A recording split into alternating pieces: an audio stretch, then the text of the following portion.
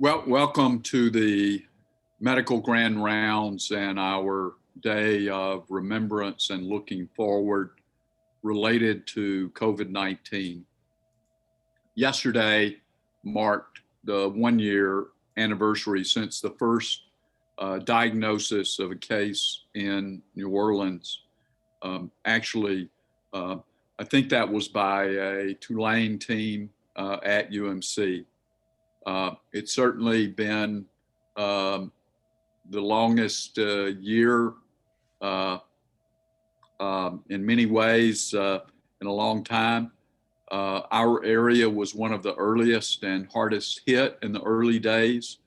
And it's been an ongoing struggle for many.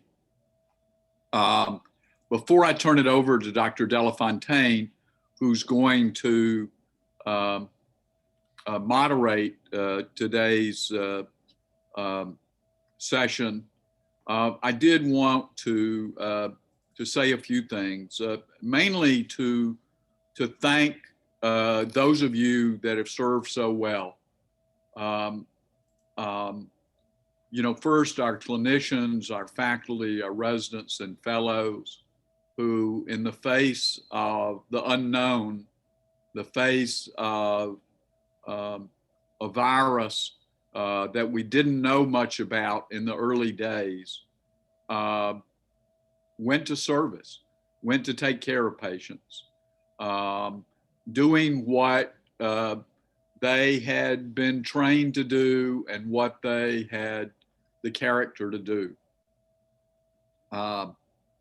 Also, our investigators focused on trying to contribute in every way.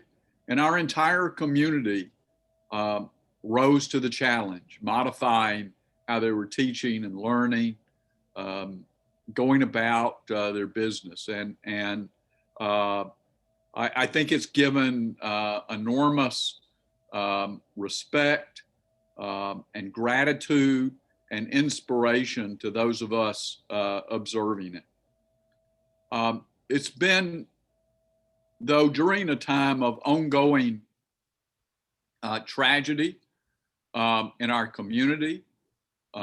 People have been sick. Many people have died. So it's been a personal tragedy for many, many people in our community. But it's also been an inspiration as we see everyone doing their part to do this. But it's also, there's a lot of suffering outside those that are directly affected. There's been enormous emotional toll going on, fear and loneliness, all sorts of other things going on. So it's been a very difficult time. And so staying committed to our missions and staying committed to Tulane's purposes has been admirable. So thank you for everything you've been doing, both for our community and for Tulane. So now I'll turn it over to Dr. Delafontaine. Thank you, Dean Ham. As Dean Ham mentioned, we have passed a mark that a year ago we all hoped we wouldn't reach. We had thought when this pandemic started that maybe a few months down the road things would already be better. And we have gone and are going through the worst pandemic since the widespread flu epidemic more than 100 years ago. And I think today is in some ways a day where we look back and have a moment of respect and condolences for everyone that has been lost through this pandemic. But we're also going to look forward and talk about the future. This pandemic has affected everyone in the world. It has resulted in nearly 118 million global cases. of which 30 million are in the United States, 2.6 million deaths, of which unfortunately over 500,000, well over 500,000 have been in the United States, 10,000 of which are right here in Louisiana. In Orleans Parish, we lost and have lost, unfortunately, 800 people. Now, as Dr. Ham reminded us, the School of Medicine has really risen to the challenge, and this was an unprecedented challenge. The school has been on the front line of taking care of patients, but also pivoted quickly to establish multiple research projects around COVID,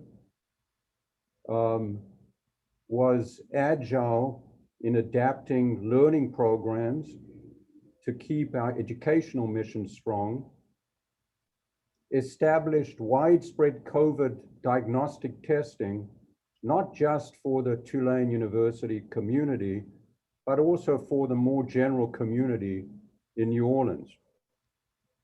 The School of Medicine set up a vaccine clinic that, as of yesterday, has administered well over 10,000 doses of vaccine. Again, not just to Tulane faculty, staff, and employees, but also to many in the community, including members and faculty and staff of schools of allied health. This one-year anniversary is obviously a time for us to pause and think about what we have been through. And before I show you a little bit of video, I want to, on my behalf and on behalf of the school, thank everyone, as Dr. Ham did, for their extraordinary efforts through this pandemic. So as we reflected on this past year, we asked Carolyn Schofield, our manager of marketing and communications, to talk to several members of our community, and she prepared a brief video of their reflections as they thought about this past year. James?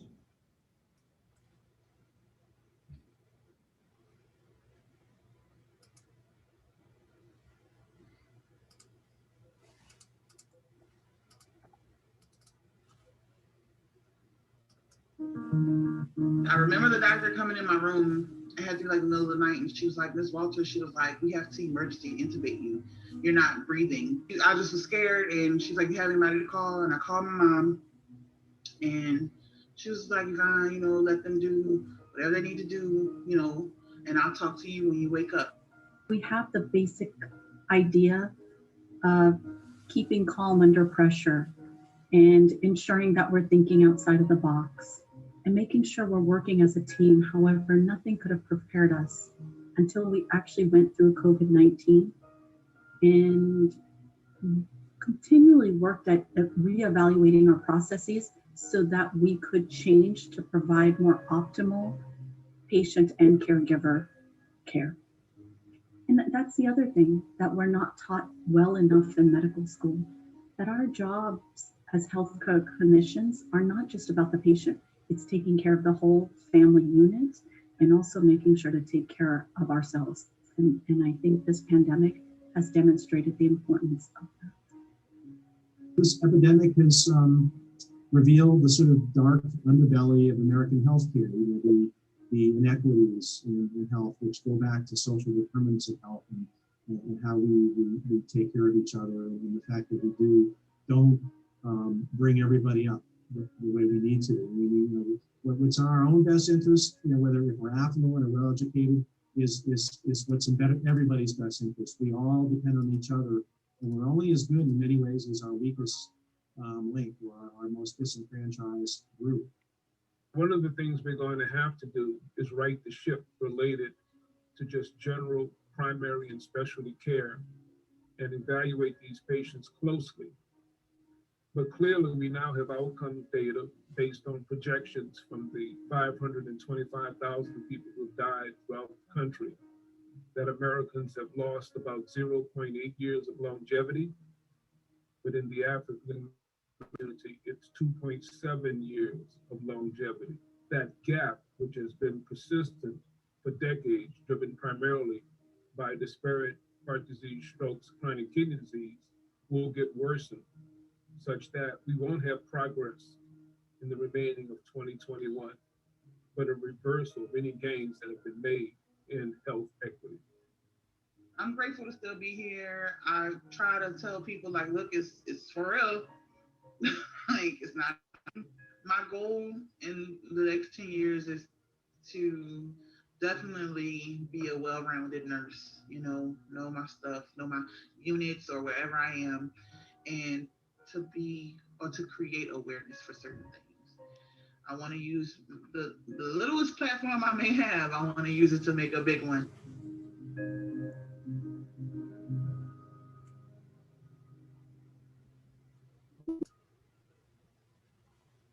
Thank you very much. Before we move on, we're going to spend a little time reflecting, and we're going to have some live discussion. And first up is Dr. Crystal Zhang, an instructor in the section of infectious diseases in the Department of Medicine. Crystal, tell us about what strikes you as some of the most memorable things about the last year.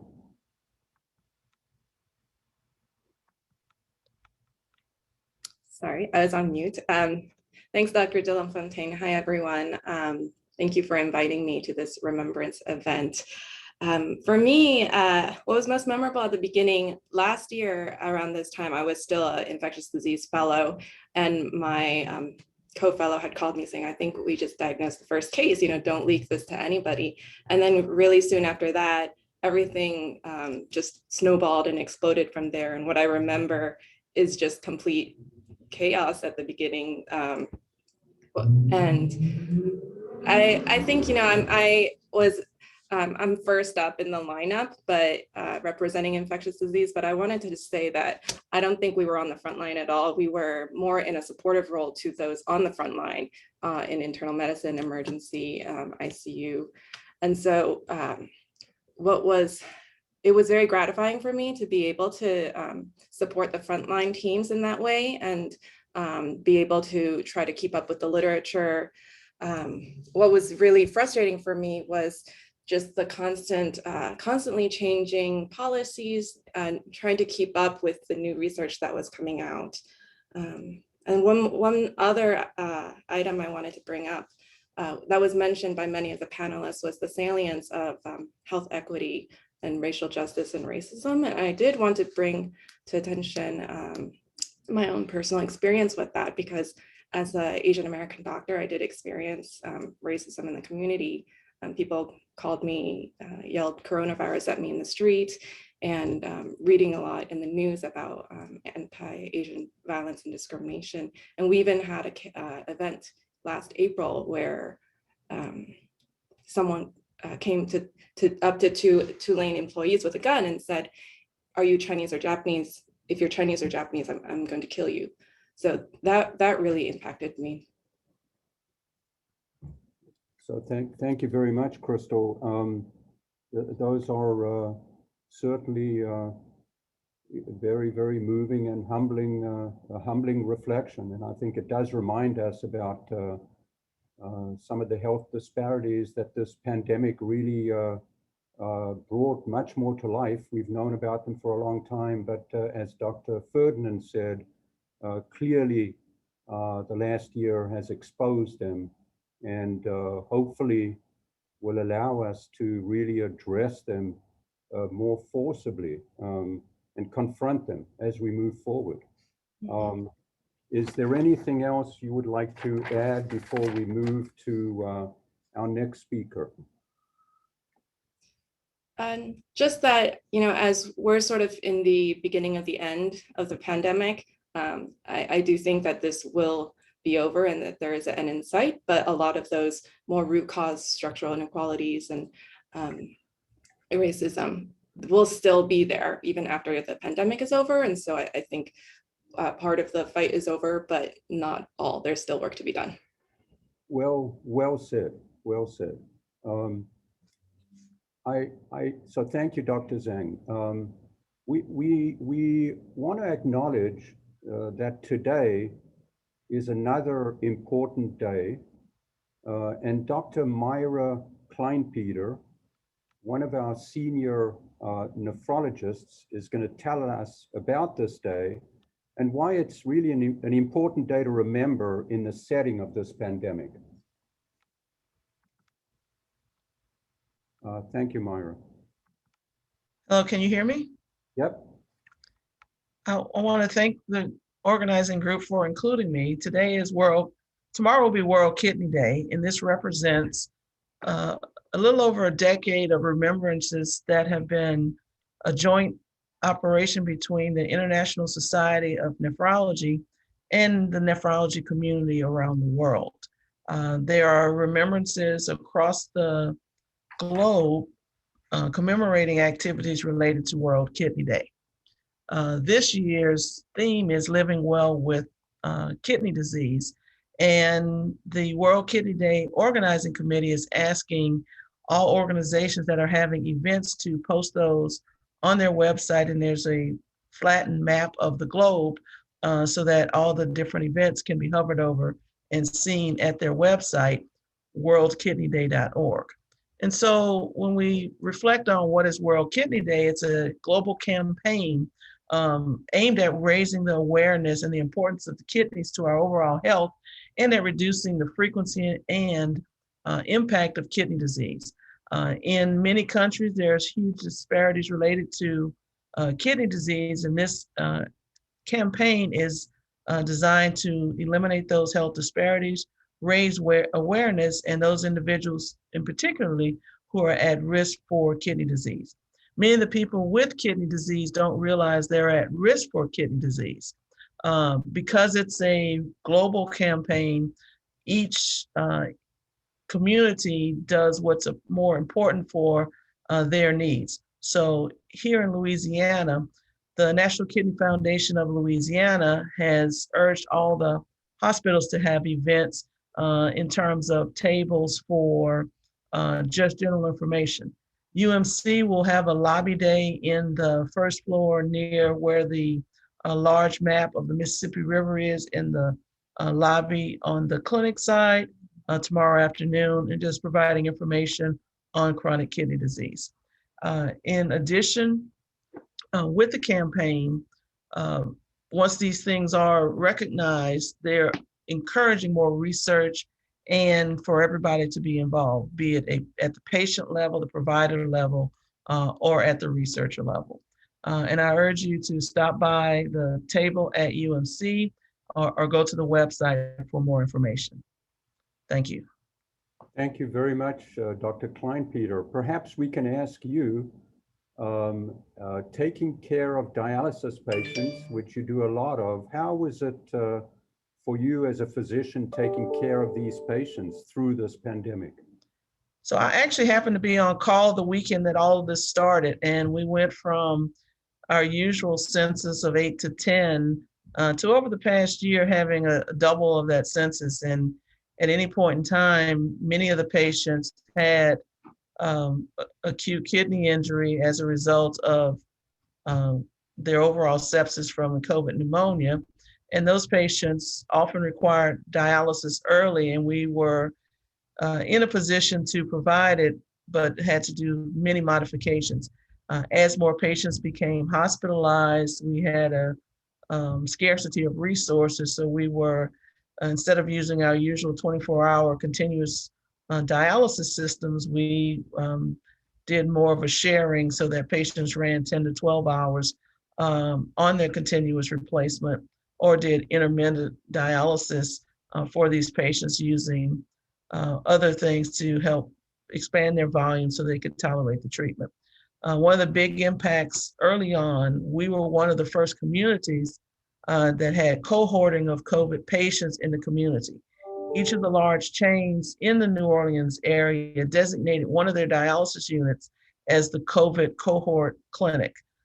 For DCI, which is our primary provider, we worked with the DCI Tulane staff and had our Tuesday, Thursday, Saturday shift. Primarily, those patients that were under investigation were on the first shift, and those patients with COVID infection were run on the second shift. Both DaVita and Fresenius did similar things. And from those experiences, there are going to be additional publications in terms of what was done, what went well, and what we modified over time, so that if we do have other infectious conditions in the future, we know how to handle these and what practices work best for the patients and the staff. How did the dialysis patients, or how are they doing as far as their access to vaccine?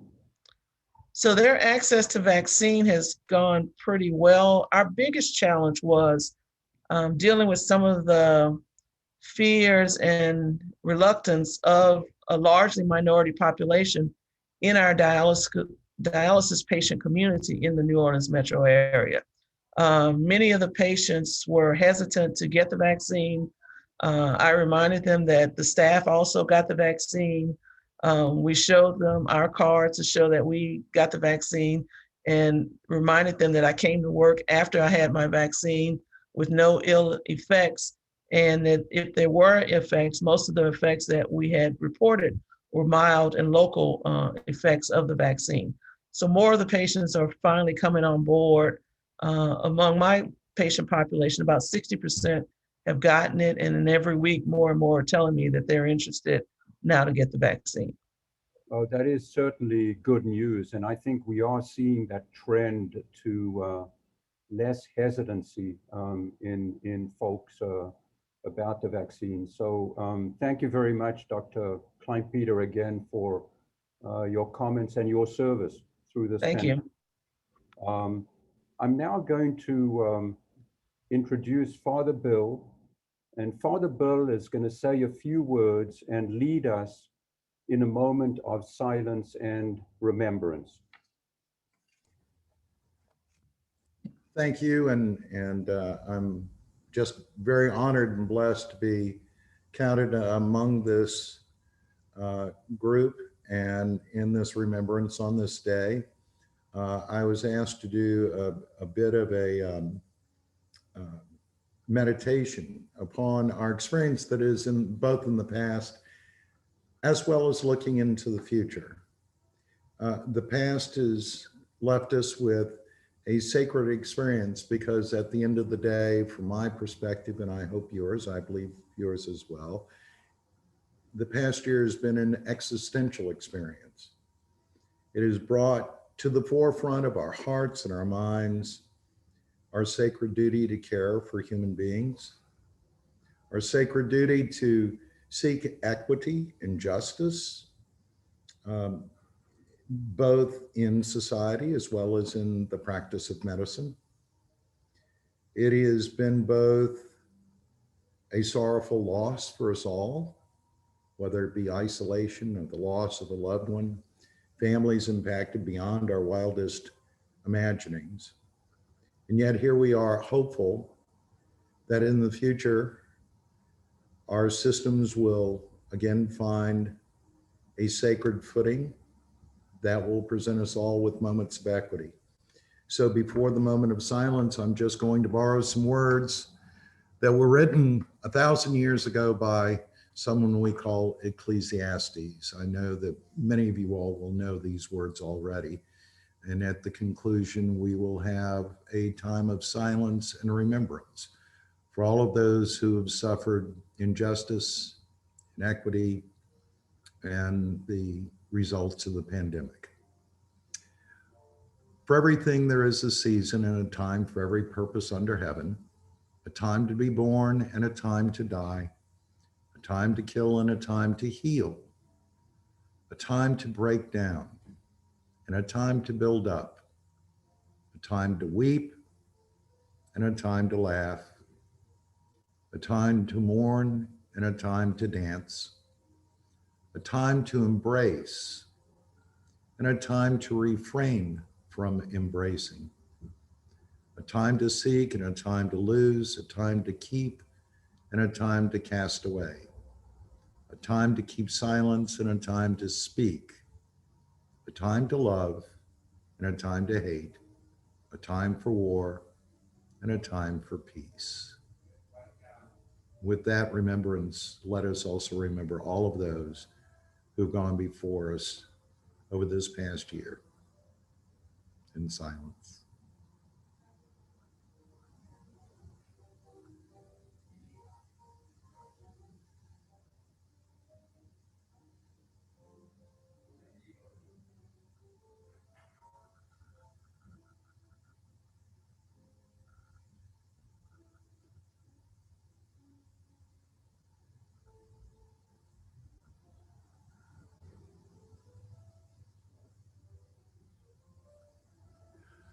I'd just like to finish by saying the power of silence is strong. I remember standing on Tulane Avenue with medical students and faculty, caregivers of all sorts this past summer as we kneeled in silence for 8 minutes and 46 seconds. That is the measure of who we are. Amen. Thank you. Thank you. Thank you, Father Bill, for those wonderful and moving comments. So we have reflected and heard about some important memories and insights from the past year. And we're now going to spend a little time looking forward. And of course, one of the bright spots in what has happened over the last several months is the arrival of 3 vaccines that now can be used widely. The first, of course, being the Pfizer, which we are currently distributing at our Tulane vaccine clinic, run by Joe Eno and his team. And then the Moderna vaccine, and more recently, the J&J Janssen vaccine. Tulane, in fact, was a major site for the clinical trial that resulted in the approval of this 3rd vaccine. This 3rd vaccine has the advantage of only requiring 1 shot and having somewhat easier storage. But the reality and the much more important reflection I would make is that all 3 vaccines currently available are highly efficacious. And although they may differ somewhat, they put us in a very good position to move forward as quickly as possible for widespread vaccination, which is ongoing.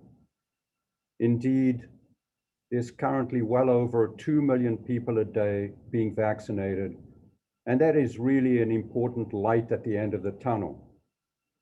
And so we're hopeful with the current rate of vaccination that we will get close to herd immunity by sometime in the summer or towards the end of the summer. As we think about this, I'm going to ask some additional faculty present with us on this panel to give us their thoughts about this future. And I'm going to ask Josh Denson, who's assistant professor in the Department of Medicine, and Bob Gary, who's professor of microbiology and immunology, to join us and tell us what they think things are going to look like in the next 6 months to a year and past that. And we're going to start with Dr. Denson. Josh, what changes do you see ahead for medicine as we emerge from the shadow of COVID-19? What are you most looking forward to? Thank you, Dr. Del Fontaine, and everybody for being here and inviting me to say a couple words. I think that, I think a lot of this brings back memories. There's a lot to reflect on, and even before it's hard for me to even speak about what looking forward to without reflecting. In that video, that Yvonne was one of our first sickest patients, and to see her speaking on a video is really a nice I think it gives our purpose, our jobs and our day-to-day some more meaning to see people like that surviving. Because she was very ill. And I think that looking forward, that hopefully we can value what is important in medicine, meaning that I think we've had to cut back what may not be necessary, in that we can focus our care on what really matters, on people, on humanity, and really treating people with what they want to be treated with and how they want to be managed. So long term, I hope that's what comes out of this. In the short term, I think it's these vaccines and the way that things have been going, it's the first time in the year that I probably have any optimism or cautious optimism. But in the ICU, me and my colleagues will attest that you often don't have a ton of optimism there. So that's something I think in the short term. What do I look most forward to? Probably is seeing people outside of work. No offense to all you guys, but I'd like to be able to see more family and friends, and that's probably what I look forward to the most in just a normal way of life in that stance. So thank you. Well, thank you very much, Dr. Denson. We're actually going to go to a video we also asked Carolyn Schofield to interview some folks in the community, in the School of Medicine community, about this future, and then we're going to go to Dr. Gary to tell us a little bit about his thoughts for the future. So James, I think we're going to play the Looking Forward video.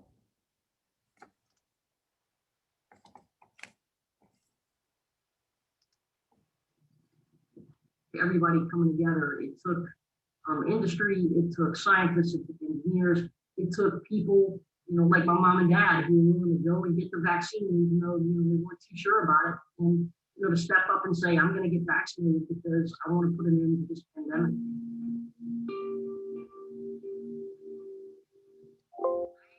I've been vaccinated as an essential healthcare worker, and even my outlook on things changes, right? Although you still have to wear masks and we still have to take precautions, just the thought that for everyone who's gotten the vaccine so far, it has protected them against severe health issues and hospitalizations, that lends so much relief to people. And it is hope that I can get through this, my community can get through this, and that so much of our community has been disproportionately affected by COVID hospitalizations and death, that this represents a turn, a shift, and an opportunity for those trends to change. The Tulane School of Medicine was the first, as far as I'm aware, in our areas, open a neurology post-COVID clinic to address the needs of the long haulers. That's first and foremost, is that there's a place that patients know that they can come and be evaluated, and that we're interested in helping them. And we're also engaging in research to try to understand the biology behind what we're seeing in the clinic, trying to understand what are the underlying risk factors for having long COVID, how should we be treating it, even questions like how do we counsel patients about the vaccine and what effect will the vaccine have on the long haulers. We're all actively engaged and interested in research to try to move forward and try to understand the science behind what we're seeing. There's so much left to do. A lot of people literally is looking at, because we've emerged as one of the leaders in this area, major university and major school of medicine in this response. So we've got the eyes of the world on us right now. I think we're well prepared to show them what we got.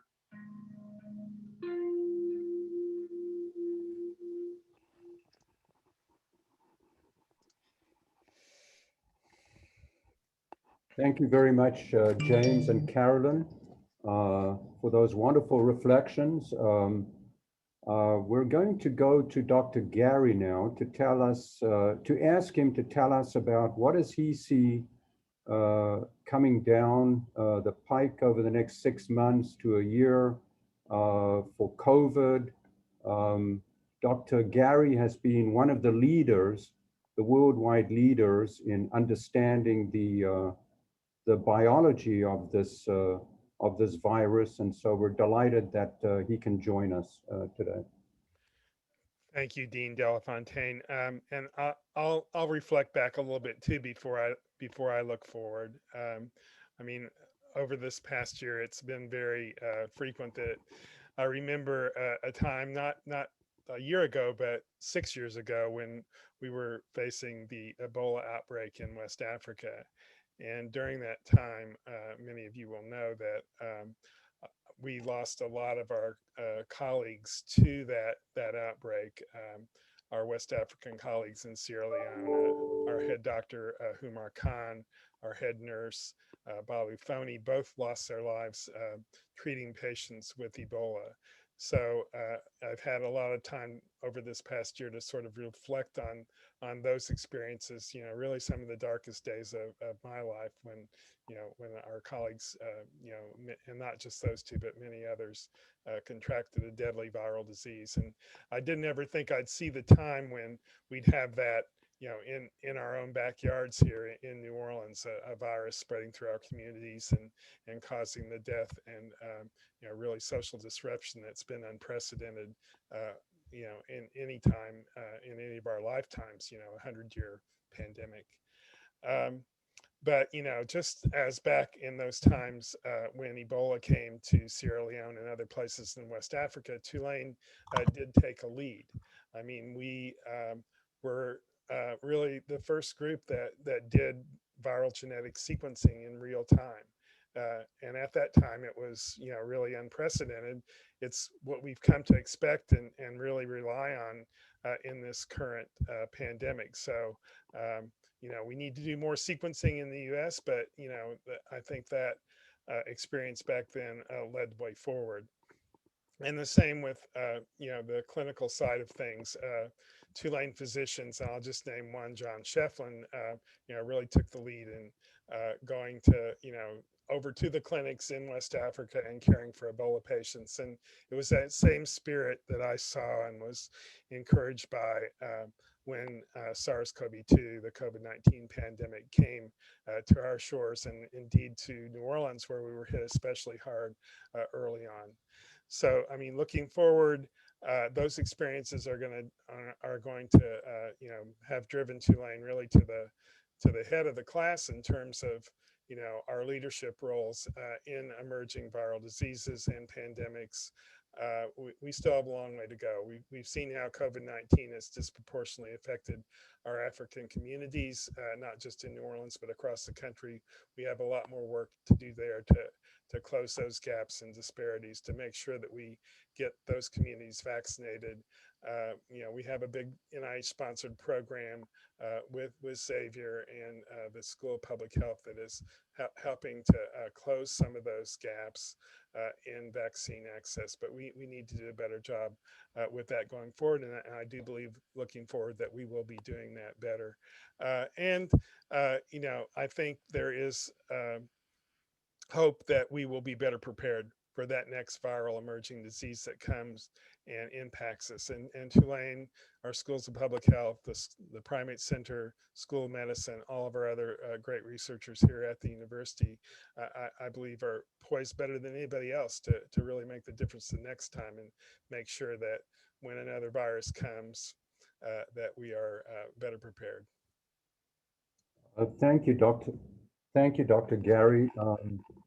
Let me ask you perhaps for some of your insights around what has been talked about a lot, these variants that are present in the United States. And although we're all very optimistic with the vaccines, I know that there is some concern about that. There is concern about the variants, and we need to look at these variants and track them. I mentioned the sequencing, and we are getting in a position where we will be able to track these variants and the new ones that will come in the future even better. The good news about the variants that we have here already is the vaccines don't seem to have their efficacy affected all that much. The new vaccines that were made are really modern medical miracles. I mean, the way that they have worked as efficiently as they have, and these variants really don't seem to impact that much. So, no reason to delay or stop or worry about getting your vaccine. Everybody that can get the vaccine should get that. The variants aren't going to make that much difference. They're still going to protect you against the most serious outcomes, the deaths and the like. And the other good news about these vaccines, and that includes the RNA vaccines and the J&J vaccine, is that they can be modified. And all the vaccine manufacturers so far that have approved vaccines here are working on that next generation, the version 2, that will protect against these variants. So, a lot of good hope looking forward. We may have to get a third shot sometime in the fall or maybe next year, but that seems to be a small price to pay to getting back to a normal and a much more normal life. Well, thank you very much, Dr. Gary. Certainly encouraging comments, but also a reminder that we still do need to continue to mask and socially distance until a lot more of the population is vaccinated. I think we're going to go to the end of the program, and I'm going to make some comments, and we're going to show you a last video. And I think as we begin to wind up today's presentation, I personally want to reflect that I thought that the events of this last year are going to be with all of us for the rest of our life. We have truly weathered a historic event. On behalf of the School of Medicine and the university, and on behalf of Dean Ham, I do want to again thank everyone for all their efforts during this remarkable past year. The school has wanted to provide a small token of appreciation to the School of Medicine community. And so our staff have organized a new lanyard and badge holder to be distributed by the department administrators. And some of you have already received this. The rest of you that haven't will be getting yours from the department administrators soon. And this lanyard features the refreshed Modern School of Medicine logo you've seen at the end of all of our videos today. And it's emblazoned with the school's motto, which you all exemplify every day. And it reads, non sibi sed suis, which is of course not for oneself, but for one's own. So please wear them with pride. Before we let you go, we have one more video, a final video. And before I ask James to actually start that video, I want to announce that we will be able to post these videos on social media so that those of you that may want to relook at them, or those of you that may not have been on this call today, can actually look at these videos. So James, thanks very much for showing us this last final video.